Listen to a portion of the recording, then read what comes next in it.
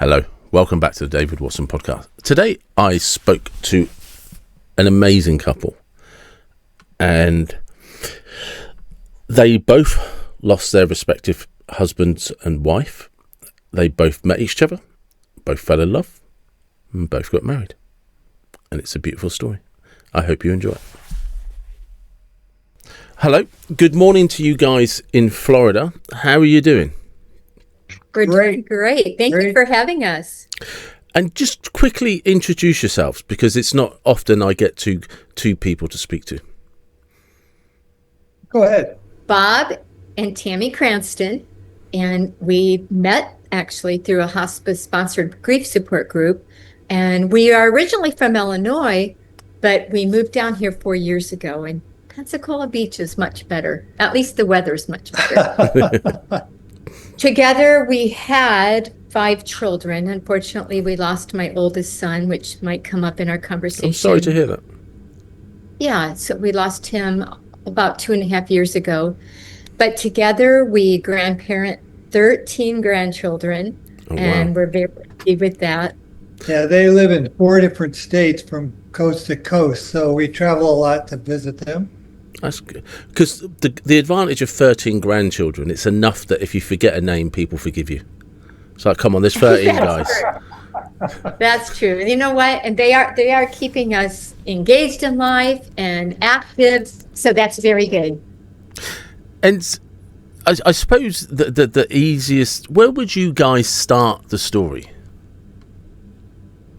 I would start it as to where we met in the grief support group. How did we even end up there? Yeah. Because I really feel like it's through divine intervention. I had no plans to be in another relationship. I had gone through a divorce on my 25th anniversary. I remarried after I healed and was very much in love. And then that spouse, after a year into the marriage, was diagnosed with stage 4 cancer. Oh, wow. And so in 3 years, I went from planning a wedding to planning a funeral. But the journey was so amazing that I actually wrote my first memoir called Why Not Me by Tammy Cranston, because I've never seen someone so positive that's dying from cancer. The journey just changed me. And so instead of going through chemo and radiation, he just wanted to buy a motorhome and live out his bucket list. And so we traveled and hiked mountains, swam with dolphins, and we actually, down here at Pensacola Beach, where we live now, is one place that we really liked. And I had said to Larry, wouldn't that be a wonderful place to retire? And here I am now, at the very place I told my former spouse, wouldn't that be a nice place to retire? But hospice was so good to us, I told them that I would want to train to become a hospice volunteer. I've gone through 2 back-to-back losses, and I have learned things from both of the losses, though the divorce is a different type of loss, it's still a loss. And I just felt this empowerment to help people through this. So they said to me, we'd love to have you train with us to help in bereavement, but first you need to go through your own grief first, and we would like to invite you to go through this grief support group, and we'll talk about training. So the same social worker that worked with me and invited me to the grief support groups also worked with Bob. I was a practicing neurologist at the time, and I had actually set up several support groups for different things, movement disorders and patients with epilepsy. And when she first brought it up, I wasn't overly excited about it, but I liked her a lot.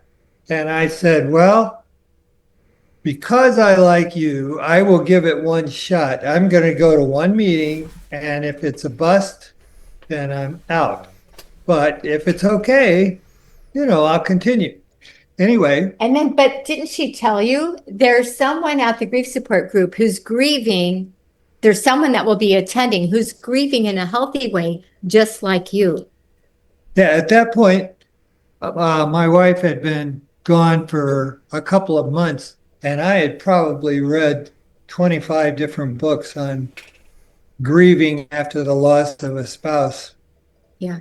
So I would never have, I met him at the first grief support group, and I would never have gotten to know him if the leader of the support group did not invite me to attend both meetings. The group was too large, and they like it to be, about 12 Yeah. people. And so she split us up, and I had quit my job to take care of my ill husband. And so I wasn't working. So I signed up to take the afternoon session. And Bob had gone back to work. And so he, of course, had to do the evening session. And I would not have attended the evening session, except she came to me and said, I think you have a lot to offer. What do you think about attending both sessions? And I said, oh, I'd love to, because I wanted to bring my mother-in-law with me to the afternoon session. And then I wanted to come by myself to the evening session.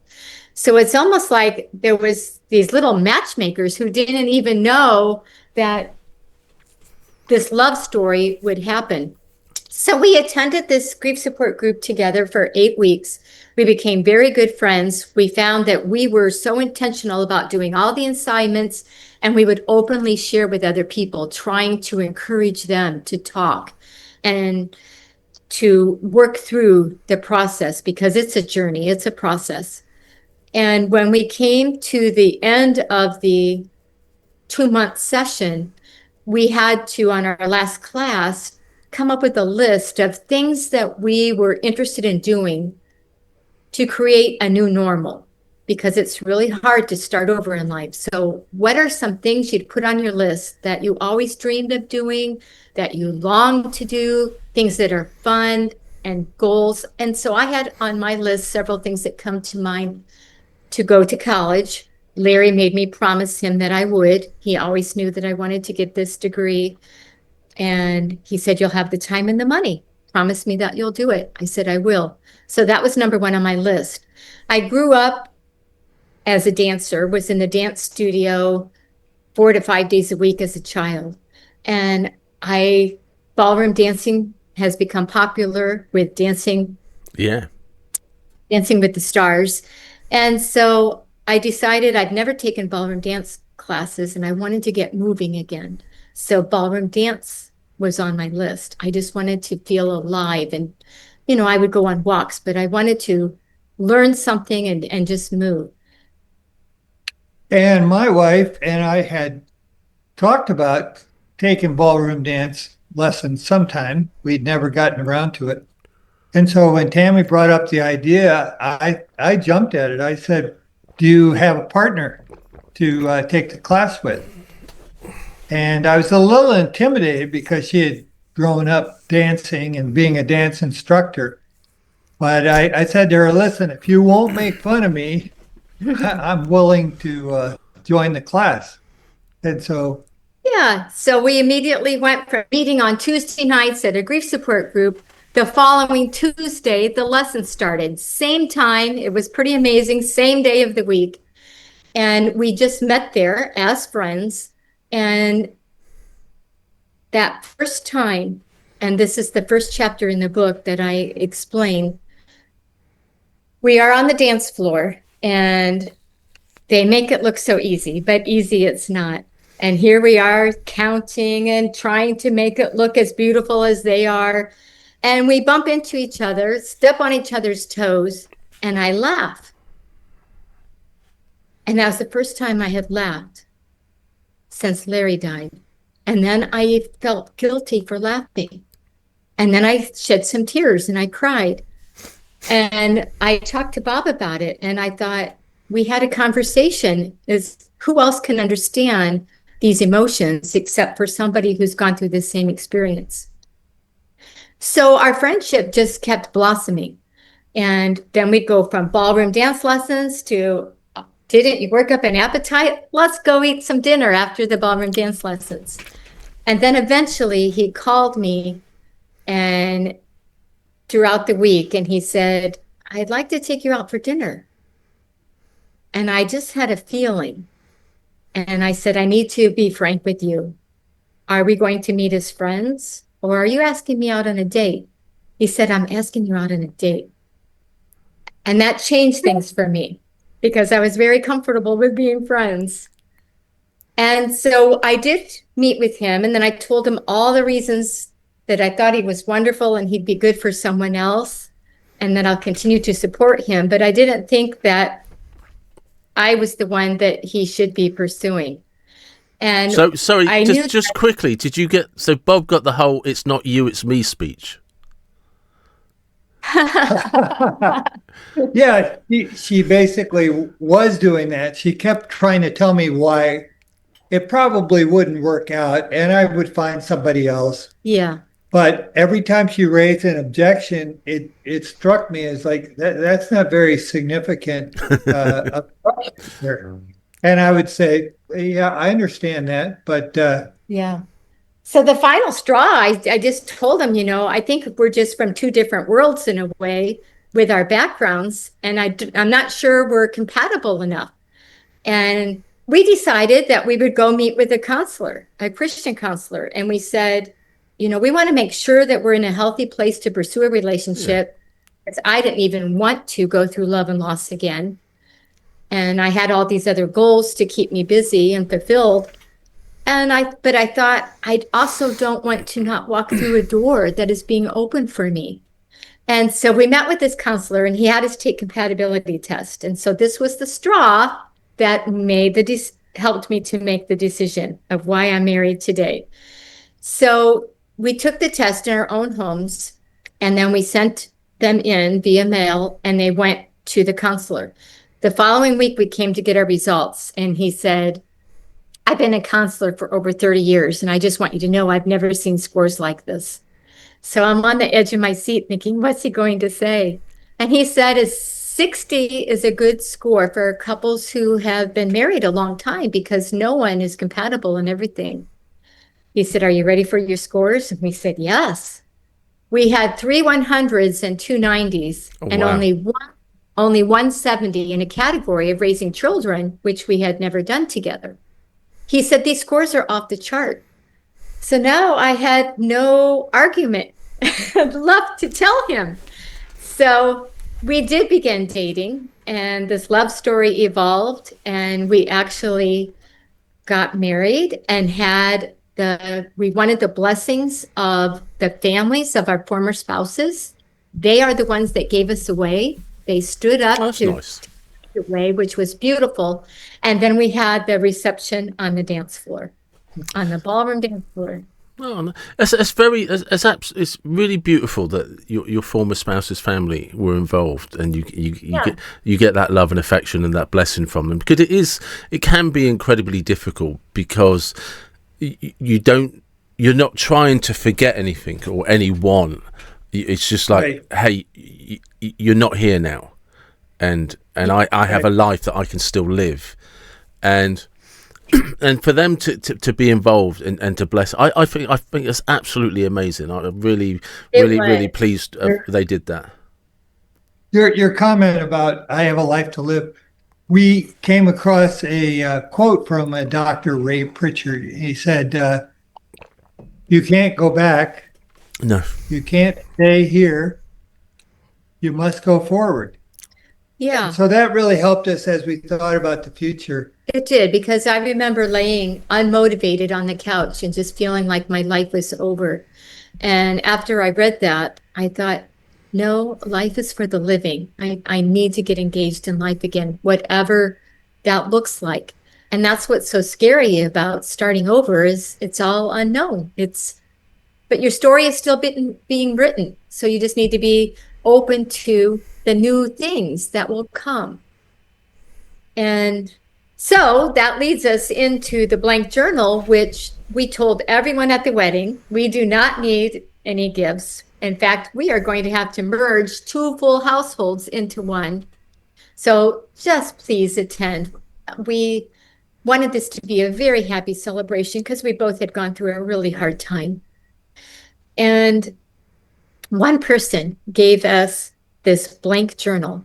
And since I had lived out Larry's bucket list with him, all the things he wanted to do before he died in a 10-month period, Bob and I, and he knew of that story because I was talking to him about it all the time.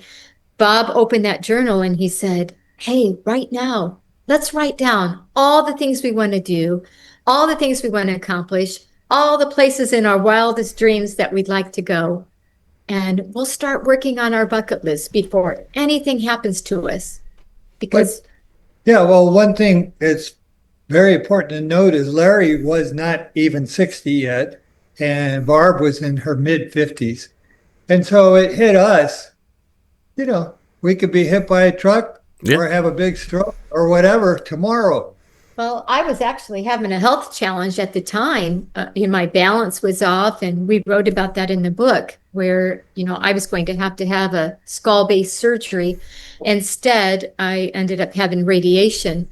But, when you find the news that you actually have a tumor in your head, things can change. And so we live our lives very intentional, and we also tend to be very adventurous. And so we're always open to doing very adventurous things, which makes life very exciting and fun for us. Interesting. So I just want to cover how did you because you both kind of said that when your partners died, you weren't looking for anything. So, and the thing that I'm interested in, sort of kind of quite particularly, is the moment you realise you are. Interestingly, when the day that my wife Barb and I came back from the oncologist, who I knew personally, and I worked a lot with her. But anyway, the oncologist was very nice, but partway through the physical exam and history, and then the discussion afterwards, she made it very clear. She said, I can do things that will help prolong the inevitable, but there is not a cure for your cancer.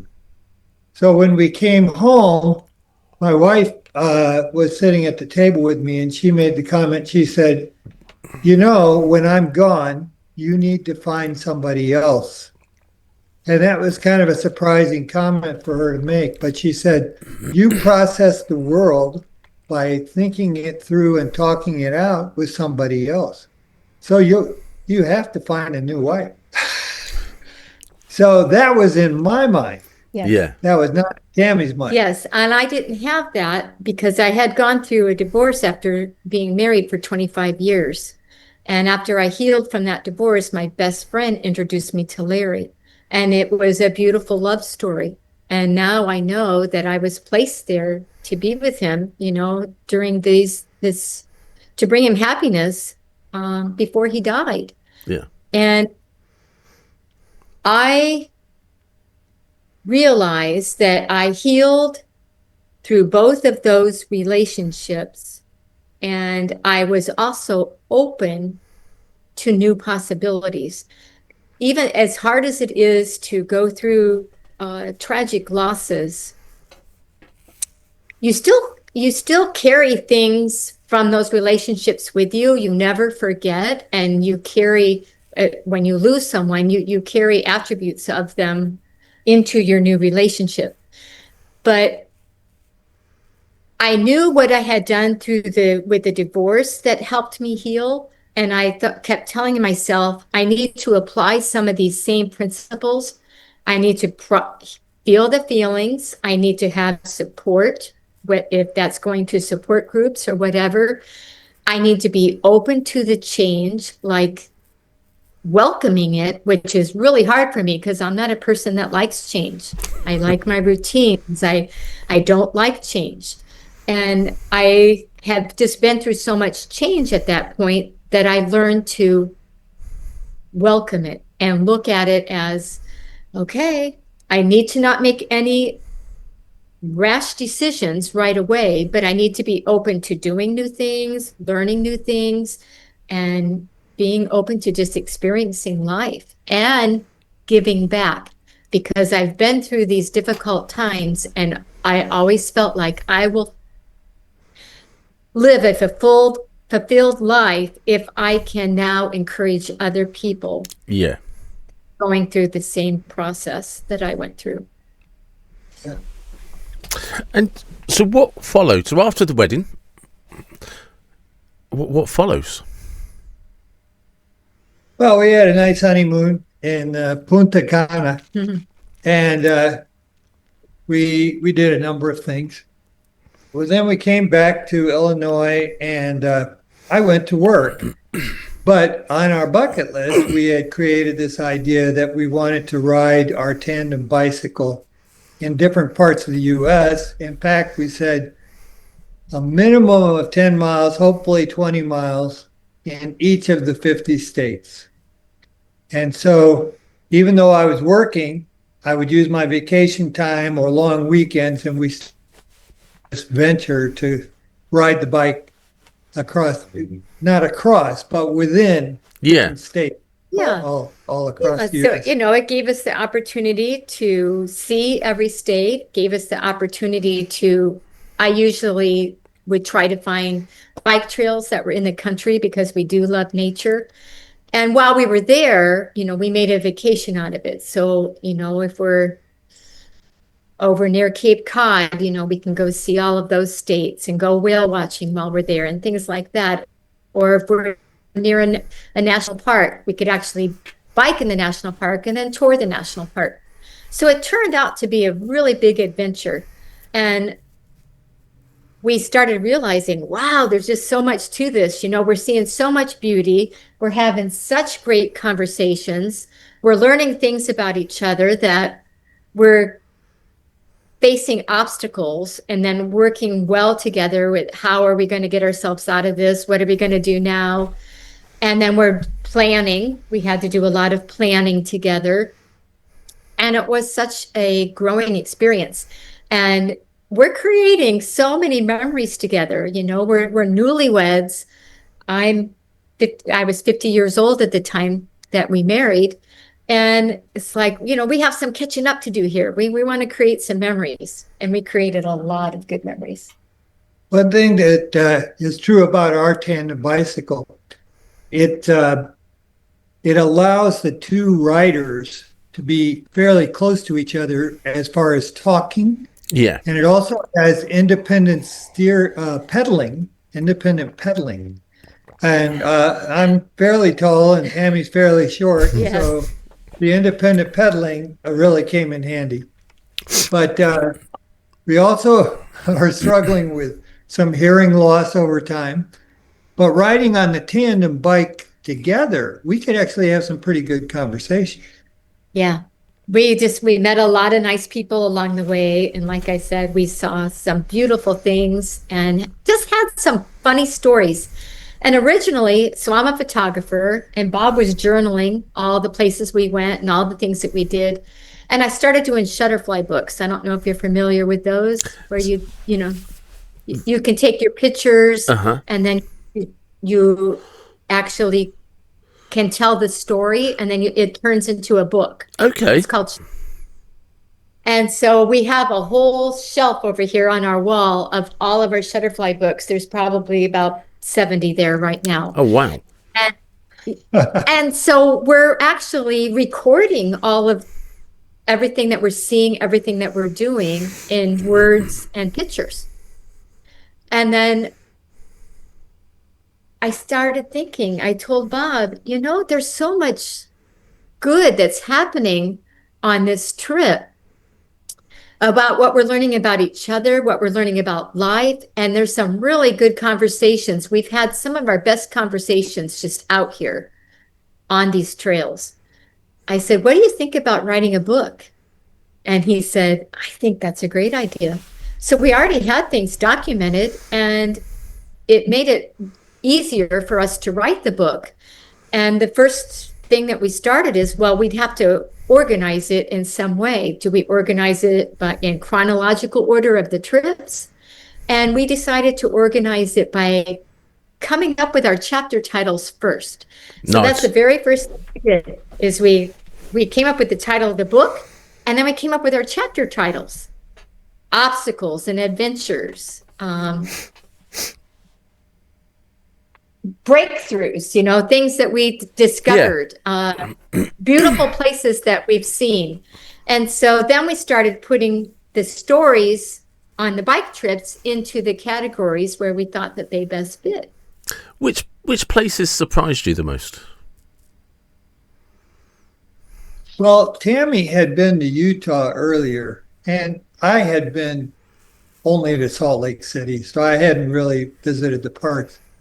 She said Utah is beautiful, but I was really taken with the beauty of the rock formations and canyons in Utah. I was like, wow. That whole state's a national park, I feel.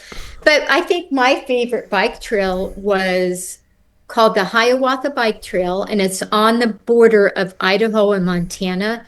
And it's just beautiful because it used to be the most beautiful rail to trail train system that we had. And now they've turned it into a bike trail, and it's just so beautiful. You go through a lot of tunnels and you cross over lots of high trestles. You're way up high with the trees. It's just absolutely gorgeous. The bike trail that I would say would be the most unforgettable was when we were biking at Glacier National Park, because I do a lot of research, and I found that there's this bike trail and there's this cascading waterfall that you go beside. And I thought, wow, doesn't that sound beautiful? Yes. And so we get there and we didn't know where it was in the park. So we asked the first ranger we see, and they tell us. We get our bike out of our vehicle, get it set up, and here we are off on the trail, very excited. And it's a beautiful trail, but it's very short, and we do not see a beautiful waterfall. So we stop at another ranger station, and they said, oh, well, that's down by the campground. So they tell us how to get there. We get on the bike, and now we go downhill to this campground. And then we're at the campground. The ranger's there. We said, where's your bike trail that has this beautiful cascading waterfall? She said, we don't have one here. There's no bike trail here. And so we had just kept being misdirected by these forest rangers that we thought would be helping us. And now it's starting to get to be dusk, and you do not want to be out at dusk when you're in bear territory. There's signs all over that say dangerous, grizzly warnings. This is grizzly territory. And I told Bob, we need to hurry and get ourselves back up in that hill and get ourselves to safe territory. And the ranger heard us having this conversation, and she said, did you know there's a shortcut that you can take? And you don't have to go back up the road. It will get you there very fast. There's a little path that cuts here through the woods, and you won't be able to ride your bike, but you can walk it. And I looked at Bob and I said, well, that doesn't sound real good to walk through, go right in the forest where the bears are. I said, neither one sound good to me, so I'll let you make the decision. Well, I was thinking the bike is nice, but it's a heavy bike. Yeah. And it would be 2 miles uphill. And I just said, we'll be totally beat, and it's getting dark. We may be hit by somebody. Whereas if we just take the shortcut, you hold the bear spray, and I will sing at the top of my lungs. Oh, I made a promise. Yeah, he promised that he would. I said, I'll do it because I gave this decision to you, but you have to promise you'll sing the entire time. So obviously we made it out, but it was a funny story that we'll never forget. So we just wanted to include these stories. There is humor in the book, but there also is just, you see our life and how we are moving forward and finding joy again. We also talk about some of our conversations that we had. We also talk about the loss of our grandchild at that time. So it's a mixture of our adventure with how have you both managed to not let bitterness get in? Well, it's interesting. I I don't hold any bitterness at all toward my dead wife. I mean, I'm sad, but for us, I think our groundedness in God makes a big difference. Our faith, yeah. Our faith. I just feel like it is so easy to become bitter. And it just eats you up and it ruins your life. And it's like it doesn't make anything better. It makes a lot of things worse. So Yeah. that's been one of our prayers over the years, is that God will prevent us from being bitter. Yeah, originally, when Larry died, the name of the book is Why Not Me, that I wrote. The first memoir is Why Not Me by Tammy Cranston, because he had no children and my children became very attached to him. And when they came to see him for Father's Day a week before he died, my youngest son said to him, "Why you? This is not fair." And Larry said, "Why not me? I'm not afraid to die, and other people may need more time."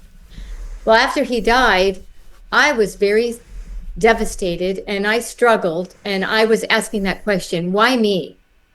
I had already gone through a divorce, which was a tragic loss, and now I marry someone, fall in love, and within 3 years, I'm planning his funeral. Why does God think I'm this strong? And I went through why me. I questioned that. But then I felt, where would I be in life right now if I had not gone through that experience? It changed me so much. And as hard as it was, it brought me so much joy. And it made me focus more on the fragility of life and how life is for the living and how I need to embrace every moment and love everybody that is in my path, because I never know when they won't be here or I won't be here. And it changed me. And then I started thanking God for, why not me? Thank you for choosing me to be the one to walk through this journey with Larry. I think I find faith extremely interesting, because whenever it's embraced, and you can't tell someone how to embrace their faith, you can't tell somebody you have to trust this, but whenever I've spoken to people like yourself, say, who have managed to do it, to just kind of had that epiphany moment where, why not me, and this is the blessing, and thank you for that. There is an energy that comes from that seems to provide comfort. And I don't know how else to describe it, because the grace of which you're both talking about such tragic events that could have easily made somebody bitter, could have broken somebody, it doesn't come from any place of fear. And to be able to place yourself, your trust in something beyond that you can see, I just think it's phenomenal. And I know. Thank you for saying that. And I agree. I think it is phenomenal. I think that it's so easy to choose to hold on and to be angry. But interestingly, neither Larry nor Barb were angry about their impending death. And I think that's something that helped us both. Yeah. Seeing their faith and how they, he was sad one time when we were traveling in the RV, and I said to him, "Larry, is there something on your mind you want to talk about? You just seem a little down today." That's like the only day I saw him down. And I said, are you thinking about your diagnosis? He was told he had less than a year to live. And he said, "No, I'm thinking about my time with you is cut short." Oh, so he wasn't afraid to die. Yeah. He was afraid that his time, what he was sad about it is he wasn't going to have more of these moments with me. It's like, wow, this is so inspiring. It affects me so much that I'm going to carry all those lessons I learned through that journey into my life. And one thing that I wanted to share is when I did become a hospice bereavement volunteer, I found that there was a commonality as I'm in homes now, supporting families and patients who are going through the same route that I went through. In talking with the patients that were dying, they all had a commonality, and it was regrets. And they'd say things to me like, I regret not taking that family vacation, or I regret not retiring earlier. I regret not forgiving so-and-so. Every single person spoke of regrets. And I never forgot that. And so always daily in the back of my mind is, what can I do to minimize my regrets? Yeah. And it just really changes my outlook on life to minimize my regrets. Yeah, I don't know when it happened to me, because I'm 51, but I heard somebody, I can't remember when it was quite some, it was probably about a decade ago, but I heard somebody saying that rather than think about how many years do I have left, ask yourself, how many birthdays do you have? How many Christmases? And then apply that to other people. And it hasn't kind of like, it's not an epiphany moment where my whole life changed, but it certainly made me, when somebody says, do you want to go and do a long weekend here, or do you want to go do this? Like, I have a friend in Norway, and I have some friends in Munich and Germany, and I go and visit them every year because I'm aware that I might only have 20 more visits. That's right. And that's and I do that with them. Just like, I look at my birthdays, and even if I'm really lucky and I live to 91, I have 40 birthdays left. Yeah, I think that's a great way to put it in perspective. You don't have to wait for that diagnosis to come. Yeah, you can think about that. You can say, if I was told today that I had a terminal illness and had less than a year to live, what would I do? So we have pretty much crossed everything off of our bucket list that we originally wrote down in that blank journal, and we keep adding things to it now. So, did the David Watson podcast ever make it? Oh, yeah. yes. Oh, yes. Being on a podcast, doing interview shows. Someday we think that the blank journal would make an excellent movie. It would. I don't know. We haven't. No, I think it would. I think the one thing that the type of stories that travel across every language is grief, recovery, finding hope again. Yeah, That's right. yeah, There's a crisis, and there's some kind of answer, and hopefully there's some kind of reconciliation of your concerns. And we feel like reconciliation, remediation may be a lifelong thing. It's not like there was that day and everything was fine. It's like, no, we have to live with this, but there's a lot of joy left in life too. yeah. That's why, we couldn't just say the blank journal, and we couldn't just say, a book about biking in all 50 states. We had to add the so much more. Yeah. Because the book is so much more than just talking about us starting over in life. It's so much more than talking about us biking in all 50 states. People like to see what are the steps that they did to actually move forward.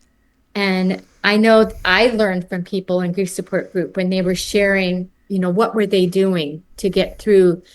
That first year is really, really hard. Everything's new. You have to go through the first holidays, the first birthdays without them.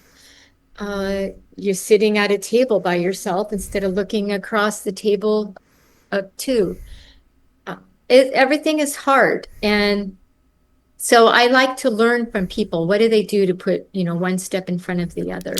And so I felt like if we can share this with the world through our book, but also through conversations like we're having with you today, hopefully we're inspiring others. I think you are, because I do think that when we suffer a traumatic experience, when we lose somebody that we love, And I think it's harder when you lose somebody you love, when you realize what you lost. Do you know what I mean? You actually appreciate what you lost, because sometimes people lose somebody and they never really appreciated who that person was.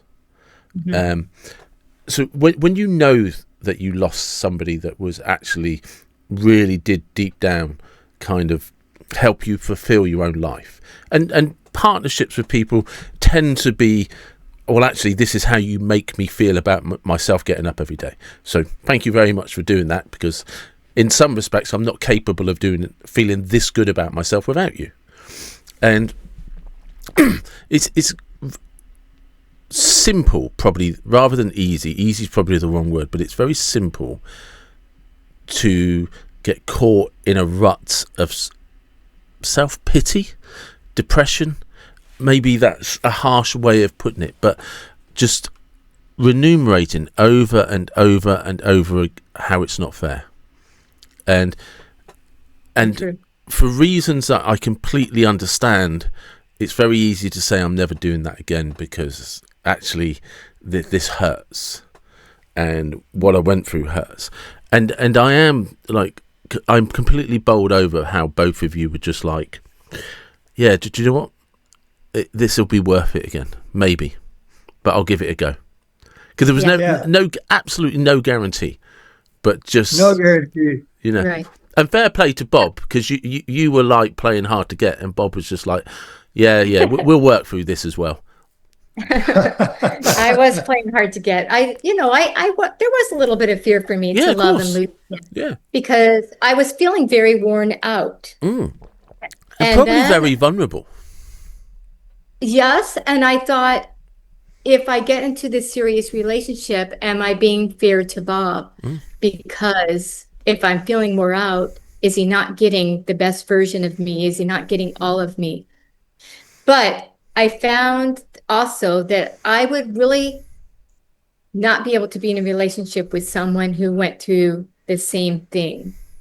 Who did not go through the same thing, because I like that we can openly talk about our former lives. Yeah, I honestly, listening to the way you both do it, so was one of the things that has really struck me listening to both of you, and I probably have never seen this before, so I'm still kind of processing it, is the love and affection you still discuss and express about your previous partners, and the other person is just, no, that's right.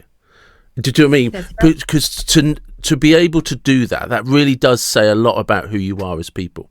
And but how you love each other, how you understand that loving those people was an integral part of your life, and neither one of you's tried to squash that. You've embraced it, and like continue to celebrate the fact that actually I love this person, I love my wife, I love my husband, and I can love you. And the fact that you two express it so openly and don't shy away from it at all, I think it's probably the first time I've ever seen that, and I'm genuinely impressed. Wow.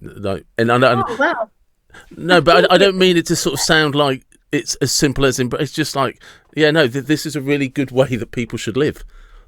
Well, they had a part in forming who we are today, and so. Someday, Bob told me someday I'm going to thank Larry for what he did for you. Yeah. And someday I'm looking forward to meeting Barb. In fact, this is interesting. Larry did not want to be buried. He wanted to just be in an urn. So he said, I just want to be able to be in the same room with you.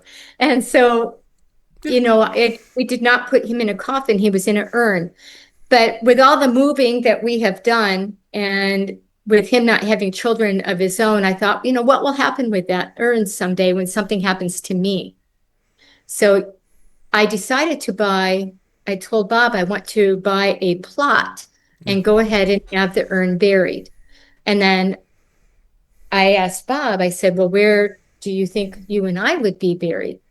And he said, well, I already had a plot by Barb. When she died, I just bought a cemetery plot right beside her. So he took me out and showed it to me. And we're married at this time when we're having this conversation, because Larry's urn used to be, Yeah. something that we would look at every day. And he said, what do you think about buying 2 more plots? Yeah. And I said, that's a great idea. So actually, we bought 2 plots, and someday when we die, Bob will be buried between Barb and me, and I'll be buried between Bob and Larry. Yeah. So we're all 4 just buried there together. But that's beautiful, because this is the thing, that there's no competition. Do you know what I mean? It's just you. All 4 of you kind of seem to understand. No. I thank you for loving the person that I also loved. Yes, right. And that in itself it's a miracle. Oh, thank you. It reminds me of the way that I love my children. I mean, they are each different. I mean, very different. That's right. But you don't love one less. No, but you can be more disappointed in some than others. That's okay. Right. And you may like with someone less on a given day or on a given year. Well, that's a very good way to put it, because I know that I carry attributes of all the loved ones that I lost with me, and they form who I am today. I think about, how loyal Larry was. He was loyal to his friends, his employer, his pets, to me. And my son was a peacemaker, and I want to be a peacemaker too. And so I take those positive attributes of them and carry that forward with me in my life. So it's not that we ever forget them, but how we process our grief is by carrying them forward with us. And over time, the pain softens. Yeah. But the memory doesn't go away. Both my parents passed, besides my wife, and recently my older brother. It's surprising how often they flit through my mind as I'm doing something. Yeah. But it's positive. It's a positive flit through my mind. So grief has just been a big part of both of our journeys. I mean, for me, it started at 4 years old. I lost my father. And so I was impressed to write a children's book about grief. And my first children's book is about a little seedling who wants to become a tree, and he's mentored by Grandpa Oki. And he does reach his goal. He becomes tall enough and wide enough and passes the test to become a tree, and he gets to pick out his name for himself. That's his rite of passage. But Grandpa Oki is struck by lightning, and he falls to the ground. And so now children are able to visually see through these pictures that Grandpa Oki was alive, was talking to this tree, and now he's down. Because a lot of children just aren't able to process grief. And I wanted to get them to acknowledge it and to talk about it. So I asked questions at the end of the book. But I was going to just end with that one book. And I thought, no, why not continue to show how he lives through the rest of his life with Grandpa Oki still with him? How the upbringing that he had and the influence that Grandpa Oki had over him influenced him through every stage of his life. So then I continued to go through Rooted, a young tree's journey, Rooted, a mature tree's journey, an old tree's journey, and Rooted, a wildlife tree's journey. And now he's the one that's facing death because he's a wildlife tree. He no longer turned green. And now we see him at the end of his. Interesting to see his life go full circle. Yeah. And it's a fulfilling life, but he carried Grandpa Oki with him. Just finally, as we kind of start to close, how can people find you? On www.tammycranston.com. All the books that we mentioned will be there. The children's series, the first memoir, Why Not Me, and the blank journal. And additionally, we have some blogs there and articles on grief and starting over. And so www.tammycranston.com. And then also you can follow me on Instagram and on Facebook on my author profile, Tammy Cranston Author. Perfect. And just lastly, my random question, and you can both answer this separately. I want you to imagine you have a time machine. The time machine is a car of your choice, any car you want. Where would you go? What would the car be? And what music would be playing on the radio? Oh, I've never been asked this question. Well, I know what my car would be. Go for it. My dream car has always been a convertible Mustang. Bob keeps saying one day you might find it in the garage, but I keep telling him, no, I'd rather spend the money on travel. But you're giving me the opportunity to have every dream. So I would have the convertible. It would be down, and I would be traveling.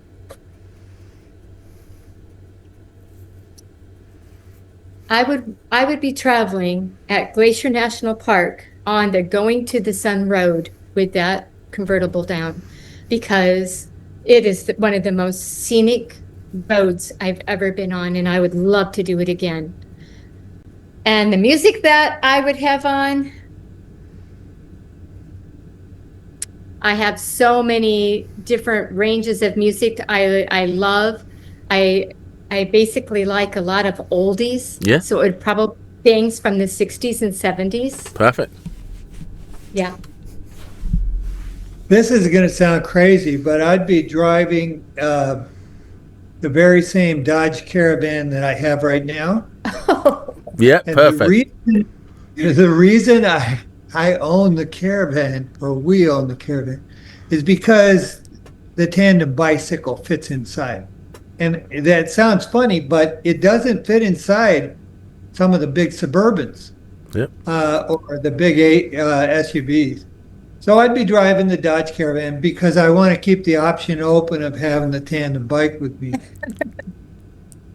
I would probably be doing an across the USA drive. Oh, nice. Just across the whole country. We've only been in the upper New England states a little bit. I'd like to spend a little more time up there in Maine, New Hampshire, Vermont, Connecticut. But I love the Midwest. I love the South. And I even like California. I lived there for a year. I have family in Washington, so I'd be driving everywhere. I'd have a mix of music. The first song that came to my mind is the silly song, You've Got a Friend in Me. Nice. I really like that one.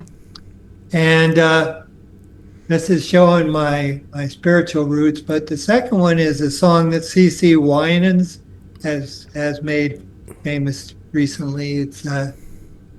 It's just called Come Jesus Come. Yep. The world isn't going to last forever, and we know that, and we look forward to an eternal life as well. Yeah. Yeah. No, I like that. That is absolutely beautiful, and thank you both. I don't think you two appreciate just how remarkable you are. And Oh, thank you. I appreciate that. No one has said that. The same could be said for you, David Watson. Absolutely. thank you. And yeah, I appreciate you having us. sorry, say that again. We really appreciate you having us. This has been so enjoyable. And there you go. That was, I don't know what to say. I was blown away by just the love they were able to share, the way they were able to express it, and more so, and we were talking afterwards, just the courage, the leap of faith, and it really is just how love can resonate, how having faith can give you a strength, and it was absolutely amazing. So please do check out their website. The link will be in the description. They are going to come on again, and we're going to expand some more on grief and mourning and how to cope and how to move forward. And with that in mind, do remember, don't be afraid to express how you feel about somebody, and take that leap of faith, take a chance. And wherever you're from, whatever you believe, please do take care and be blessed. Thank you.